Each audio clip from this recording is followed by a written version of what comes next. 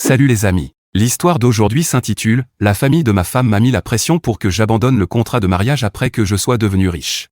J'ai donc posé des limites claires et refusé d'être leur carte de crédit. » Bon. À l'époque, j'avais 23 ans quand j'ai rencontré Sarah. Je venais tout juste de sortir de l'université et je travaillais à mon premier poste dans une société informatique à Denver. Sarah terminait alors son diplôme d'enseignante, et nous nous sommes rencontrés lors d'un barbecue organisé par un ami commun. Elle avait ce don de faire rire tout le monde et de mettre les gens à l'aise. Honnêtement, j'ai été conquis dès le premier jour. Sarah venait d'une famille aisée. Son père possédait plusieurs concessions automobiles, et sa mère gérait une boutique à Boulder. Ils n'étaient pas immensément riches, mais ils avaient ce genre d'argent qui rend la vie plus simple. De mon côté, ma famille appartenait clairement à la classe moyenne. Mon père était électricien, ma mère infirmière, et ils ont élevé mes deux frères et moi dans une petite maison chaleureuse. Nous n'avons jamais manqué de nourriture, mais les vacances ou les vêtements neufs étaient rares. Bref, Sarah et moi nous sommes rapidement rapprochés. Nous avons commencé à sortir ensemble, et en moins d'un an, je savais qu'elle était la bonne. Je l'ai demandée en mariage dans un parc où nous aimions passer nos dimanches tranquilles, et elle a dit oui. Tout semblait parfait. Enfin, presque. Ses parents, surtout son père, n'étaient pas ravis de moi.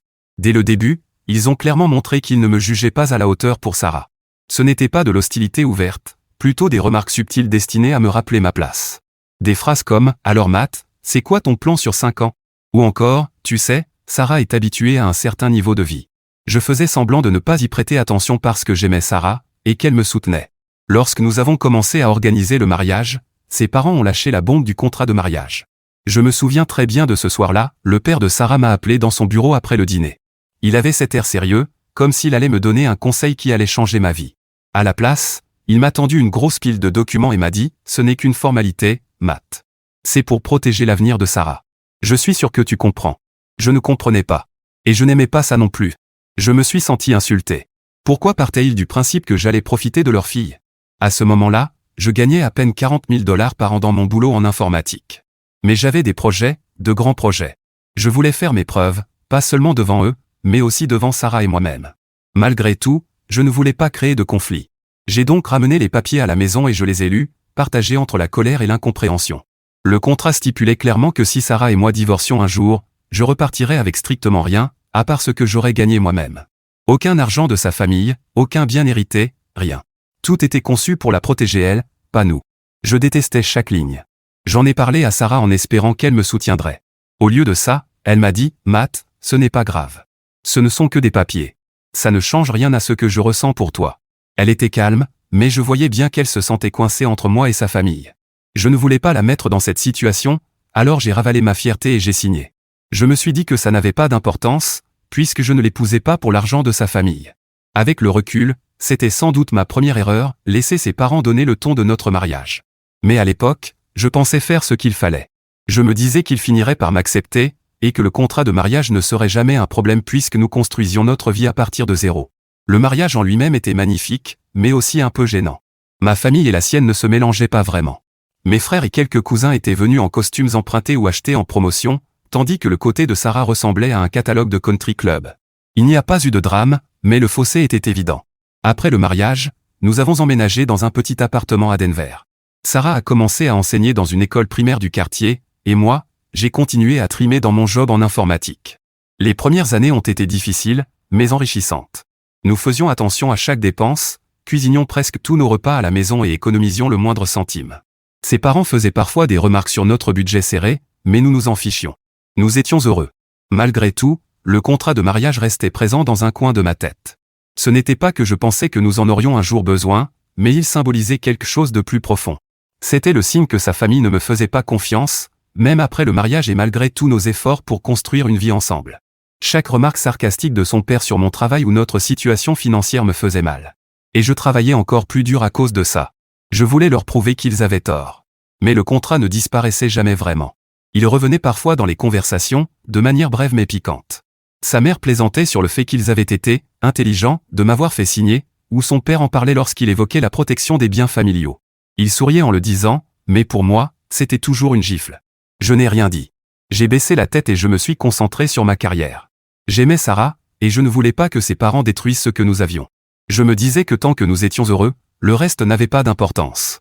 Mais aujourd'hui, avec le recul, je vois bien que ce contrat de mariage était bien plus qu'un simple document juridique. C'était un rappel constant que sa famille ne pensait pas que j'étais à la hauteur. Et quand notre vie a commencé à changer, ce bout de papier est devenu le centre d'une tempête que je n'avais jamais vue venir. Après quelques années à m'acharner dans mon poste en informatique, les choses ont commencé à évoluer, mais pas du jour au lendemain. C'était plutôt une accumulation de petites victoires qui ont fini par devenir quelque chose de plus grand. J'avais 27 ans quand j'ai eu ma première vraie chance, mais le chemin n'a pas été aussi simple que je l'espérais. À cette époque, je travaillais toujours dans la société informatique à Denver. Le salaire était correct, sans plus. J'y étais depuis environ 4 ans, et j'avais l'impression d'avoir atteint un plafond. Mon poste était stable, mais peu stimulant, et il n'y avait presque aucune perspective d'évolution. Je savais que si je voulais vraiment avancer, il faudrait prendre un risque. Un de mes collègues, Jason, m'a parlé d'un petit boulot à côté qu'il avait commencé, du développement freelance pour des startups. Au début, je trouvais ça un peu louche, et je pensais qu'il allait s'épuiser à jongler entre 2 emplois. Puis il m'a montré ce qu'il avait gagné en un mois de freelance, et là, j'en suis resté bouche bée. Il gagnait le double de ce que nous touchions à temps plein. Ça m'a fait réfléchir. J'ai toujours été doué en développement web et en résolution de problèmes.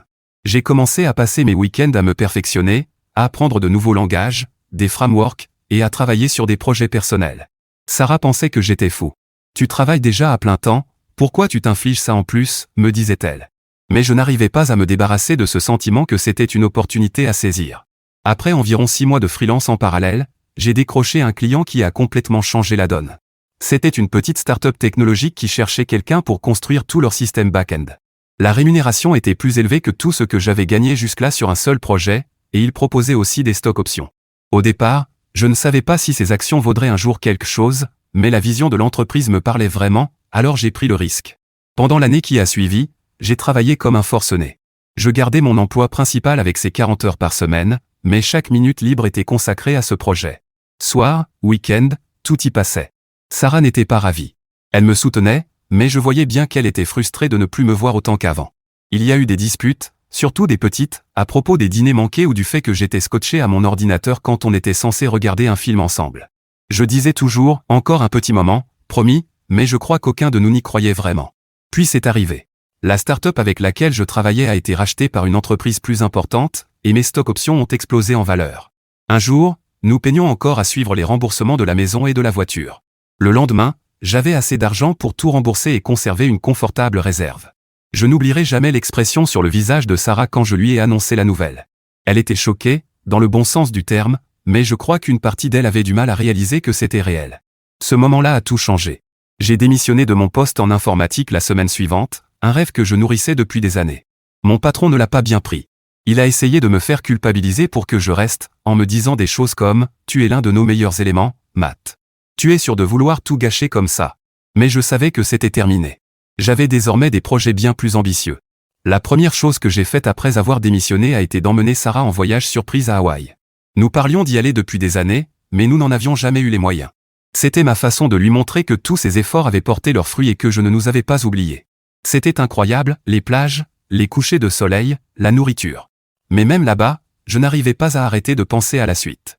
Je me suis rendu compte que j'aimais travailler pour moi-même. La liberté, le défi, le sentiment de contrôle, c'était grisant. C'est à ce moment-là que j'ai décidé de créer ma propre entreprise.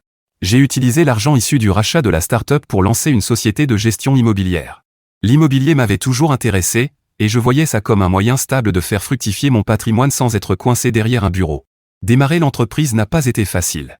Il y avait 1 million de choses que je ne connaissais pas, de la paperasse juridique à la gestion des employés. Mais je m'y suis plongé avec la même intensité que dans mon travail en freelance. J'ai lu des livres, assisté à des séminaires, et je me suis appuyé sur un mentor rencontré pendant mes années de freelance. Petit à petit, les choses ont commencé à s'imbriquer.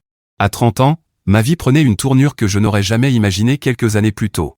L'entreprise de gestion immobilière que j'avais lancée marchait très bien mieux que ce que j'avais espéré. Nous avions de plus en plus de clients, et j'avais réussi à constituer une équipe fiable qui gérait la majorité des opérations quotidiennes. Pour la première fois de ma vie, je ne vivais plus au jour le jour ni de salaire en salaire. J'étais à l'aise. J'étais fier du chemin parcouru, et je pensais avoir enfin gagné un minimum de respect de la part de la famille de Sarah. Mais ce n'est pas exactement ce que j'ai obtenu. Tout a commencé de façon subtile. Le père de Sarah, Tom, m'appelait pour me demander des conseils en investissement. Au début, ça semblait innocent. Et Matt, disait-il. Je regarde une opportunité pour acheter un bien commercial en centre-ville. Tu en penses quoi? Au départ, j'étais ravi de l'aider. Je me disais qu'il me voyait enfin comme quelqu'un qui avait fait ses preuves, et j'appréciais qu'il reconnaisse enfin mon expertise. Mais rapidement, les questions sont devenues plus personnelles. Tu penses que tu pourrais investir avec moi? Juste pour aider à lancer le projet, m'a-t-il demandé lors d'une conversation. J'ai hésité. D'un côté, c'était de la famille, et je voulais être solidaire. De l'autre, l'affaire qu'il décrivait me semblait bancale. Je lui ai poliment répondu que je n'étais pas en mesure d'investir pour le moment. C'est là que j'ai remarqué pour la première fois un changement dans l'attitude de Tom envers moi. Il n'a rien dit ouvertement, mais il y avait une froideur évidente la fois suivante où nous nous sommes vus. Sarah l'a remarqué aussi et m'a demandé s'il s'était passé quelque chose.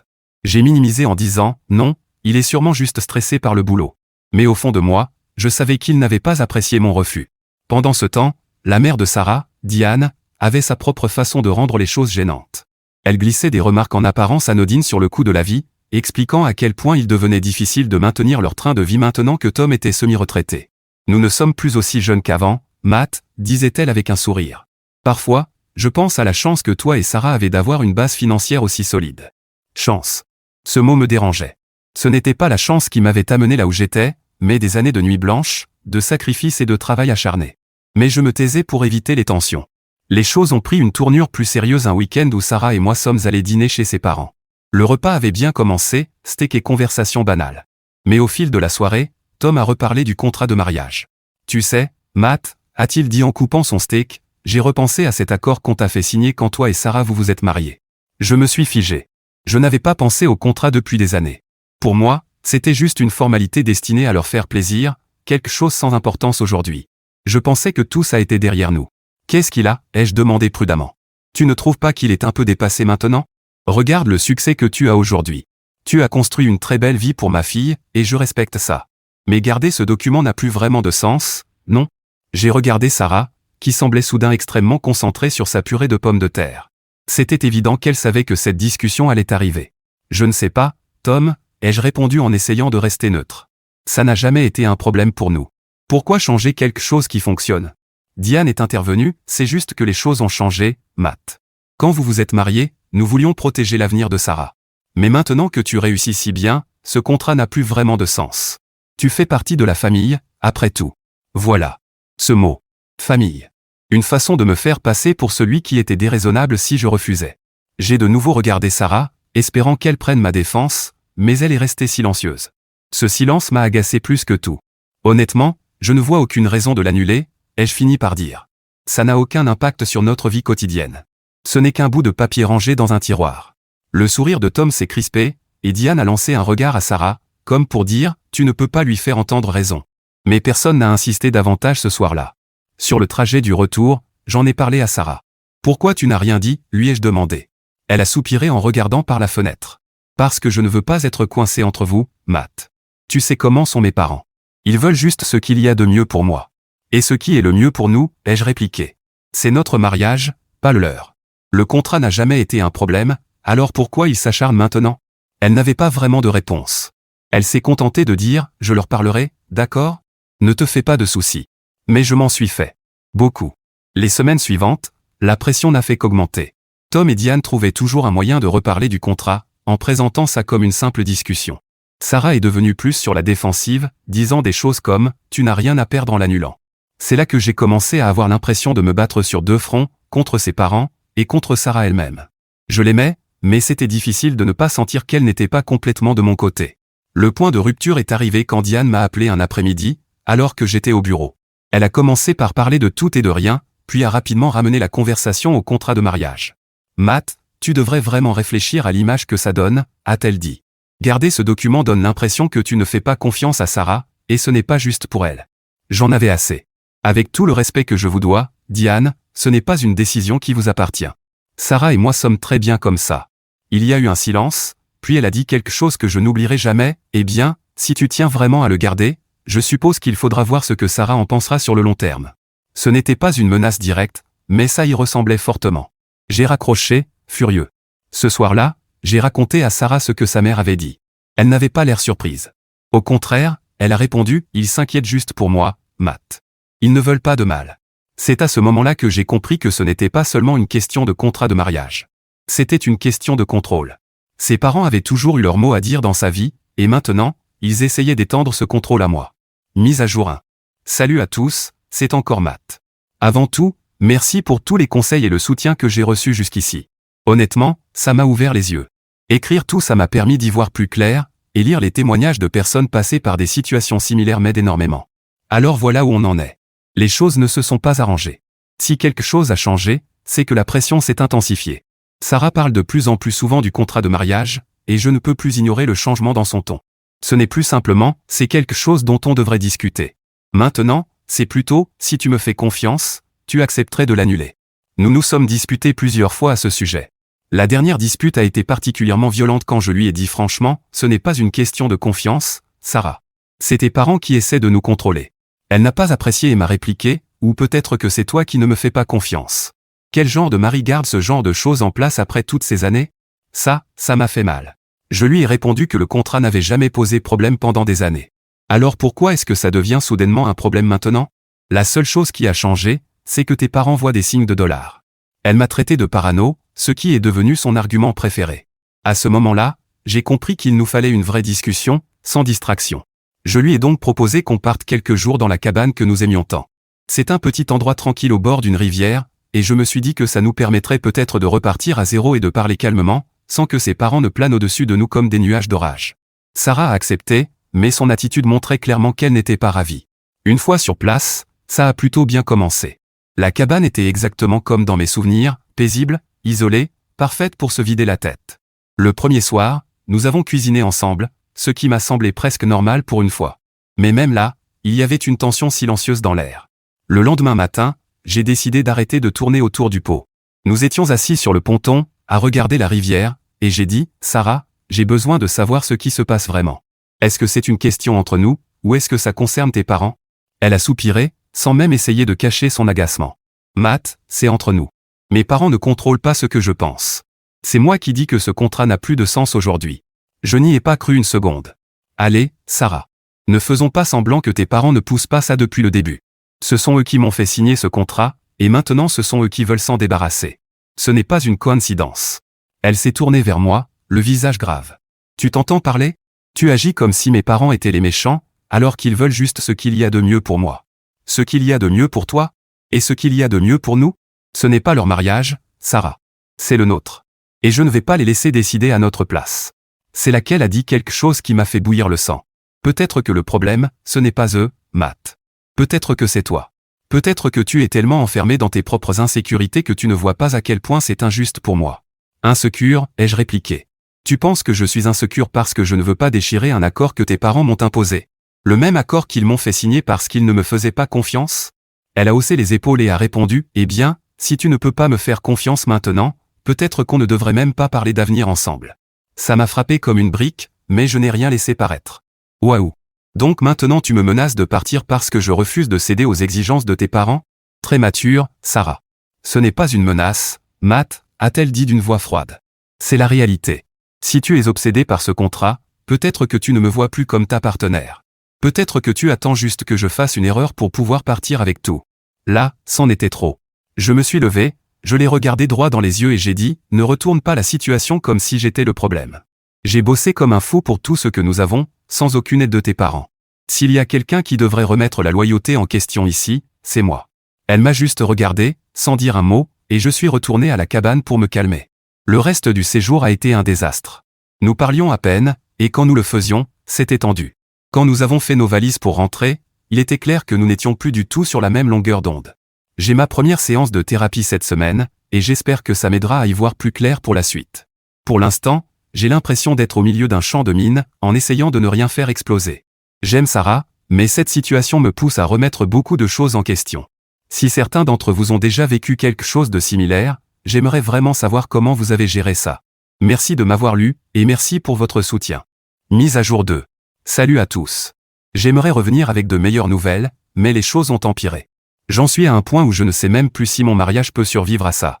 Tout a explosé mercredi dernier, quand je suis rentré chez moi et que j'ai trouvé toute la famille de Sarah assise dans mon salon, ses parents, sa sœur amie, et même Sarah elle-même. Ils m'attendaient comme s'il s'agissait d'une intervention. Dès que je suis entré, Tom a commencé, Matt, on en a parlé, et il est temps de régler cette histoire de contrat de mariage. Ça déchire la famille, et on ne peut pas continuer comme ça. Je n'en revenais pas. Aux dernières nouvelles, Il s'agissait de mon mariage, pas d'un projet de groupe. J'ai regardé Sarah, espérant qu'elle intervienne pour calmer les choses, mais elle restait là, à fixer le sol. Écoutez, ai-je dit en essayant de garder mon calme. J'ai déjà clairement exprimé ma position. Le contrat reste. Ce n'est plus négociable. C'est là que Diane est intervenue. Matt, tu es déraisonnable. Sarah a tout donné pour ce mariage, et toi, tu la traites comme si elle était jetable. Jetable? J'ai passé des années à construire une vie pour nous tout en gérant leurs interférences constantes. Avec tout le respect que je vous dois, Diane, ce n'est pas votre affaire. Sarah et moi devons régler ça seule. Elle n'a pas reculé. Ça devient notre affaire quand ça affecte la famille. Si tu tenais vraiment à Sarah, tu verrais que garder ce contrat lui fait du mal. Avant que je puisse répondre, Tom a dit quelque chose qui m'a glacé le sang. Tu n'es pas le seul à avoir des options, Matt. Sarah mérite d'être protégée. Et si tu ne comprends pas ça, peut-être que ton mariage n'est pas aussi solide que tu le crois. Ça ressemblait à une menace à peine voilée, et je n'allais pas laisser passer ça. Vous êtes sérieusement en train de dire que mon mariage dépend du fait que je déchire un document juridique que votre famille m'a imposé. Vous avez un sacré culot, Tom. La pièce est devenue silencieuse. J'ai remarqué qu'Amy, la sœur cadette de Sarah, se tortillait nerveusement. Elle a toujours semblé être un peu à part dans cette famille, plus discrète, moins impliquée dans le drame. Sur le moment, je n'y ai pas vraiment prêté attention, mais avec le recul, j'aurais dû comprendre que quelque chose clochait. Finalement, j'ai demandé à tout le monde de partir. Je n'allais pas me faire attaquer en groupe dans ma propre maison. Sarah est restée, et nous avons eu l'une des pires disputes de notre vie. Elle m'a accusé d'être têtue et égoïste, et je lui ai dit que j'en avais assez d'être traité comme un portefeuille par elle et par ses parents. La dispute est devenue si violente qu'elle est partie en claquant la porte, disant qu'elle allait rester quelques jours chez ses parents. Je ne l'ai pas retenue. Le lendemain, j'ai reçu un appel d'Amy. J'ai été surpris, car nous ne parlons presque jamais en dehors des réunions de famille. Elle avait l'air nerveuse et m'a demandé si nous pouvions nous voir en personne. J'ai accepté, pensant qu'elle voulait peut-être s'excuser pour l'intervention ou m'apporter une explication. Quand nous nous sommes retrouvés dans un café, Amy avait l'air épuisée, comme si elle n'avait pas dormi. Elle regardait sans cesse autour d'elle, comme si elle avait peur que quelqu'un nous voie. Finalement, elle a dit « Matt, j'ai entendu quelque chose l'autre jour, et je pense que tu dois le savoir. » Ce qu'elle m'a raconté m'a complètement retourné la tête. Apparemment, Sarah et ses parents préparaient quelque chose dans mon dos depuis des mois. Amy les avait entendus parler lors d'un dîner de famille, alors qu'ils pensaient qu'elle n'était pas là. Ils disaient que le contrat de mariage devait absolument être annulé avant que Sarah ne puisse te quitter, m'a-t-elle dit d'une voix tremblante. Ils disaient que c'était la seule façon pour qu'elle obtienne ce qu'elle mérite. Je n'arrivais pas à y croire. Me quitter? Pourquoi voudrait-elle me quitter? Amy a hésité, puis a lâché la véritable bombe, parce qu'elle voit quelqu'un d'autre. Ses parents sont au courant, Matt. C'est pour ça qu'ils mettent autant de pression pour annuler le contrat. Ils pensent que si elle divorce sans le contrat, elle n'obtiendra rien. J'avais l'impression que le sol se dérobait sous mes pieds. Je lui ai demandé si elle était sûre, et elle a hoché la tête. Je ne voulais pas y croire non plus, mais j'ai tout entendu. Ils ont même parlé de la façon de retourner la situation pour te faire passer pour le méchant. Je suis resté là, sous le choc, essayant d'assimiler ce qu'elle venait de me dire. Amy avait l'air sincèrement bouleversée, et je voyais bien qu'elle ne mentait pas. Pourquoi tu me dis tout ça? Ai-je fini par lui demander. Elle a soupiré. Parce que ce n'est pas juste, Matt. Tu ne mérites pas ça. J'ai toujours pensé que tu étais quelqu'un de bien, et je déteste la façon dont ma famille te traite. Je ne veux pas en faire partie. Je l'ai remercié de m'avoir prévenu et je lui ai promis de la tenir à l'écart de tout ça. Après son départ, je suis resté assis là pendant ce qui m'a semblé être des heures, à tout repasser dans ma tête. Les nuits interminables passées à travailler, les disputes à propos du contrat de mariage, le changement soudain d'attitude de Sarah. Tout prenait enfin sens. En rentrant chez moi, j'ai commencé à examiner nos finances communes, à la recherche de quelque chose d'anormal. Et évidemment, j'ai trouvé des dépenses que je ne reconnaissais pas, des restaurants, des hôtels, et même quelques bijouteries. Je n'ai pas encore confronté Sarah, mais j'ai commencé à rassembler des preuves. J'ai appelé mon avocat et je lui ai tout raconté. Il m'a conseillé de rester calme et de ne pas prendre de décisions impulsives. Plus facile à dire qu'à faire. Pour l'instant, j'essaie simplement de déterminer mon prochain mouvement. Ça ressemble à une trahison d'un niveau que je n'aurais jamais imaginé. Je ne sais pas ce qui va se passer ensuite, mais une chose est sûre, le contrat de mariage ne bougera pas, et mon respect pour moi-même non plus. Si quelqu'un a des conseils sur la manière de gérer ce genre de situation, je suis preneur. Merci de m'avoir suivi jusque-là. Mise à jour 3. Salut à tous. C'est Matt, de retour pour ce qui sera, je l'espère, la dernière fois. Toute cette histoire a été un chaos total, mais j'ai enfin réussi à passer de l'autre côté. Et laissez-moi vous dire une chose, ça fait un bien fou de récupérer ma vie. Après avoir appris toute la vérité grâce à Amy, qui, soit dit en passant, est la vraie héroïne de cette histoire, j'ai agi vite et efficacement. Mon avocat et moi avons travaillé comme une machine parfaitement huilée. Les preuves que j'avais, son infidélité, les dépenses douteuses, et même l'implication de ses parents, ont rendu la procédure de divorce presque ridiculement simple. Quand j'ai finalement confronté Sarah, elle n'a même pas essayé de nier. Elle a pleuré, s'est posée en victime et a sorti toutes les excuses possibles. Je me sentais tellement seul pendant que tu travaillais tout le temps, sanglotait-elle. Tu faisais passer ton travail avant moi. Je n'ai pas laissé passer ça. Tu n'as pas le droit de me faire porter la responsabilité de tes choix. Je me suis tué à la tâche pour nous offrir une vie dont la plupart des gens rêvent, et toi, tu as tout gâché. Au début, elle a essayé de discuter. Peut-être que si tu m'avais accordé plus d'attention, je n'aurais pas eu besoin d'aller voir ailleurs. Ça m'a fait mal, mais je n'ai rien montré. Tu n'étais obligé de rien faire. Tu as fait un choix, et maintenant tu dois en assumer les conséquences. L'expression sur son visage quand je lui ai annoncé que j'avais déjà déposé la demande de divorce était inoubliable. Elle a fait semblant d'être choquée, comme si elle n'arrivait pas à croire que j'irais jusqu'au bout. Puis elle a changé de stratégie, me suppliant de reconsidérer. On peut arranger ça, Matt. On peut aller en thérapie. Repartir de zéro. Tout ce que tu veux. Je lui ai dit clairement qu'il n'y avait rien à réparer. La confiance était détruite, et ses actes parlaient bien plus fort que n'importe quelles excuses. Et maintenant, parlons du contrat de mariage. Oh, ce magnifique document, ce sauveur de vie. Grâce à cet accord en béton que sa famille m'avait imposé à l'époque, Sarah est repartie avec rien. Pas un centime de l'argent que j'avais gagné à la sueur de mon front. Aucune pension, aucun partage de biens. Rien. Ajouté à ça son infidélité, et juridiquement, elle n'avait absolument aucun argument. Ses parents, évidemment, étaient furieux. Diane m'a appelé plusieurs fois, me laissant de longs messages pleins de reproches sur le fait que je ruinais la vie de Sarah et que je devais être la personne la plus mature. Le culot, franchement. Je n'ai même pas répondu. Mon avocat m'a conseillé de tout documenter au cas où il tenterait quelque chose, mais heureusement, ils ont rapidement reculé une fois qu'ils ont compris qu'ils n'avaient aucun levier. Peu de temps après, j'ai découvert la véritable raison pour laquelle ils étaient si désespérés de faire annuler le contrat. En réalité, la situation financière de Tom et Diane était loin d'être aussi brillante qu'ils le prétendaient. Leurs affaires perdaient de l'argent depuis des années, et ils tenaient à peine la tête hors de l'eau.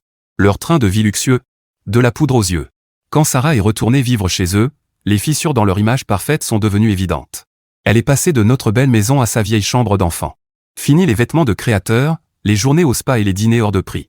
D'après ce que j'ai entendu, ils luttent tous pour maintenir les apparences, mais ce n'est qu'une question de temps avant que le château de cartes ne s'effondre. Et n'oublions pas, l'autre homme. Celui avec qui elle pensait s'enfuir vers le coucher du soleil? Oui. Il l'a tout simplement ghosté dès que les choses ont commencé à mal tourner. Ami m'a dit que c'était un séducteur en série, sans aucune intention de se poser. Il s'amusait avec Sarah, et dès qu'il a compris qu'elle n'avait plus accès à mon argent, il a disparu. Résultat, Sarah s'est retrouvée sans emploi, sans argent, coincée chez ses parents, qui n'étaient même plus capables de l'aider comme avant. Le karma, non. Je pensais que ce serait la fin de l'histoire. Mais évidemment, Sarah n'a pas su tourner la page. Quelques semaines après la finalisation du divorce, elle s'est présentée à mon bureau sans prévenir. Mon assistante a essayé de l'arrêter, mais Sarah a forcé le passage. Elle avait l'air épuisée. Cheveux en bataille, vêtements froissés et usés, et ce regard désespéré dans les yeux. « Matt », a-t-elle dit en pleurant. « J'ai fait une erreur. S'il te plaît, pardonne-moi. » Je me suis adossé à mon fauteuil et je l'ai regardé un moment. Une partie de moi avait envie de rire face à tant d'audace, mais surtout, je me sentais simplement vidé. « Sarah, on est déjà passé par là. Tu n'as pas fait une erreur. Tu as fait une série de choix qui ont détruit notre mariage. Le pardon n'y changera rien. » Elle a tout essayé, excuses, reproches envers ses parents, promesses de changement, et même des allusions à une possible réconciliation. On peut recommencer, Matt. Je ferai tout ce qu'il faut pour arranger les choses. Mais il n'en était pas question. Tu ne m'as pas seulement trompé. Tu avais prévu de me quitter tout en essayant de récupérer ce pour quoi j'ai travaillé. Ce n'est pas de l'amour, et ce n'est certainement pas quelque chose que je peux pardonner. Quand elle a compris que je ne céderais pas, elle s'est mise en colère. Tu vas regretter ça, Matt. Tu finiras seul, et tu réaliseras que tu as repoussé la seule personne qui se souciait vraiment de toi. J'ai simplement secoué la tête. Sarah, tu ne te souciais pas de moi. Tu te souciais de la vie que je t'offrais. Maintenant, tu dois te débrouiller seul. J'ai appelé la sécurité pour qu'on l'escorte dehors. C'était la dernière fois que je la voyais. Depuis, la vie est beaucoup plus calme. Amy et moi sommes toujours en contact. Elle s'est encore excusée pour le comportement de sa famille, mais honnêtement, elle n'avait pas à le faire. Elle a été la seule à avoir le courage de faire ce qui était juste, et je lui en serai toujours reconnaissant. Quant à Sarah et à ses parents, d'après ce que j'entends, leur situation financière continue de se détériorer. J'ai un peu de peine pour Amy, coincée au milieu de tout ça, mais pour les autres, ils ont fait leur lit, maintenant ils doivent s'y coucher. S'il y a une leçon que j'ai tirée de toute cette histoire, c'est l'importance de rester ferme. Certaines personnes tenteront de profiter de vous, de vous manipuler ou de vous faire culpabiliser pour servir leurs propres intérêts. Mais au final, vous devez penser à vous-même. À tous ceux qui font face à des beaux-parents toxiques, à un partenaire douteux ou à une situation qui ne leur semble pas saine, faites confiance à votre instinct et défendez ce qui est juste. Ce n'est pas facile, mais ça en vaut la peine. Merci encore à tous ceux qui ont suivi mon histoire et m'ont conseillé. Votre soutien a compté plus que vous ne pouvez l'imaginer. À l'avenir, et sans jamais regarder en arrière.